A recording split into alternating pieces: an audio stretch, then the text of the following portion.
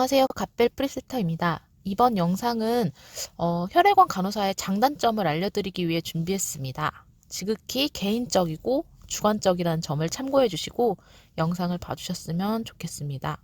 저는 혈액원을 2016년부터 2027년도까지 1년 정도 혈액원 계약직 간호사로 근무를 했고요.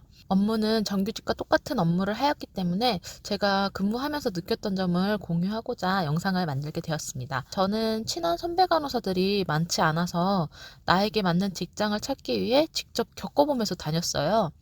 그래서 제 경험을 영상으로 공유하면 지금 간호사를 준비하고 있는 간호학과 학생이나 다른 간호사들에게 도움이 될 수 있을 것 같다는 생각이 들어서 간단하게 준비해봤습니다. 갓벨이 생각하는 혈액원 간호사의 장점은 첫 번째는 건강한 사람을 응대한다. 두 번째는 나이트 근무가 없는 상근직이다. 세 번째는 업무 적응이 병원보다 빠르다. 네 번째는 병원에 비해 업무 스트레스가 적다. 갓벨이 생각하는 혈액원 간호사의 단점은 첫 번째, 반복적인 업무로 간호사에 대한 매너리즘에 빠지기 쉽다. 두 번째, 근골격계 질환에 걸리기 쉽다. 세 번째, 근무 시간이 길다. 네 번째, IV 실패 시 부담이 크다.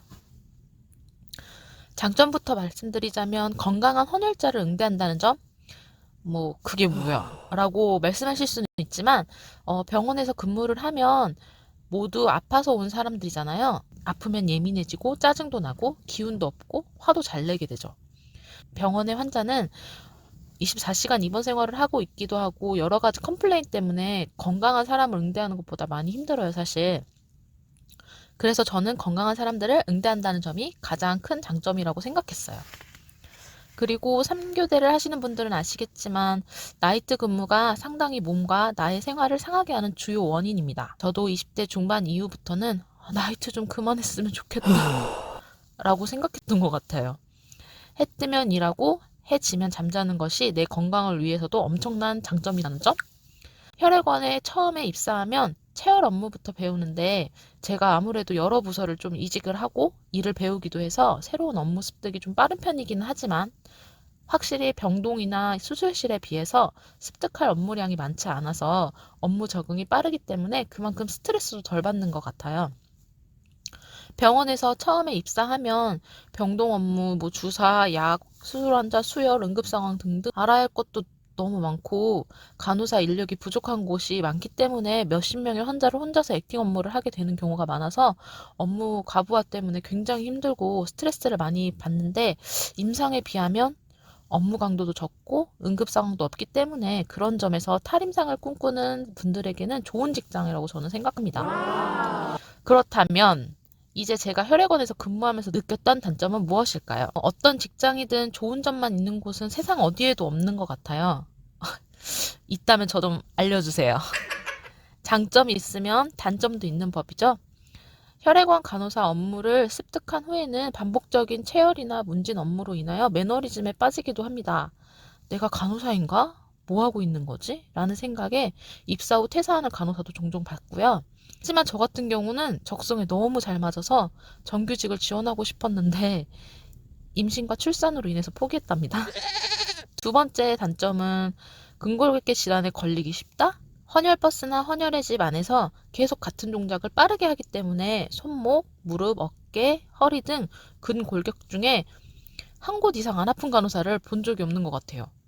물론 저도 근무하면서 손목이 굉장히 아파서 손목 보호대를 할 정도였어요. 병원보다 좁은 공간에서 빠르게 반복적인 업무를 하기 때문에 근골격에 무리가 많이 와요.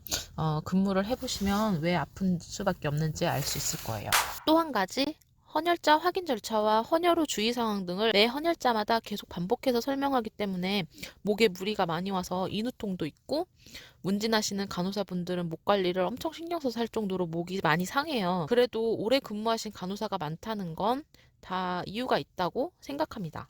그리고 세 번째 단점은 근무 시간이 길다. 제가 근무하던 당시는 헌혈의 집 운영 시간이 오전 10시부터 오후 8시까지였어요. 10시간 정도 근무합니다. 요즘은 탄력 근무제가 생기긴 한 것 같은데 저 때는 없었어요.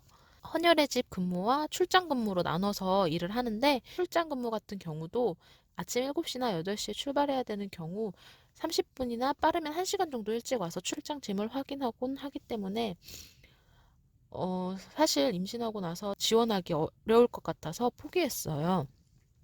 주변에 도와주실 분이 없다면 조금 힘든 부분은 있는 것 같아요. 하지만 당시 육아휴직도 2년을 눈치 보지 않고 사용할 수 있는 분위기였고 모두 출산 후 복직하셔서 일하는 모습을 봤기 때문에 불가능한 일은 아니라고 생각합니다.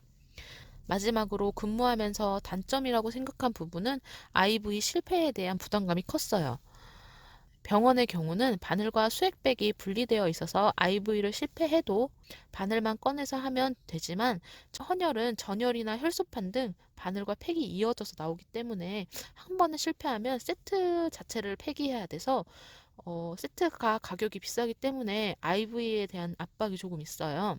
특히 혈소판 세트는 비싸서 숙련된 간호사가 합니다. 제가 있었던 곳은 매월 폐기가 많았던 사람의 명단을 공개하기도 해서 IV에 대한 압박감이 좀 병원보다 있었지만 그만큼 실력이 빨리 늘기도 했답니다. 바늘도 16게이지 굵은 바늘이라 두꺼워서 부담이 더 했던 것도 있었던 것 같아요. 그럼에도 불구하고 저는 적성에 맞아서 계속 근무하고 싶었던 곳이었어요. 같이 근무했던 곳 분위기도 좋았고 저에게 잘 맞는 직장이었거든요. 개인마다 성향이 다르기 때문에 제가 만족했더라도 불만족스러운 분들도 있기 때문에 이번 영상은 가벼운 마음으로 참고 정도만 하셨으면 좋겠어요. 다음에 기회가 된다면 혈액 간호사로 지원하려면 필요한 스펙이 어떤 것들이 있는지에 대해 영상 만들어 보겠습니다. 오늘도 영상 끝까지 봐주셔서 감사합니다. 구독과 좋아요 눌러주시면 영상을 만드는 데 큰 힘이 됩니다. 감사합니다.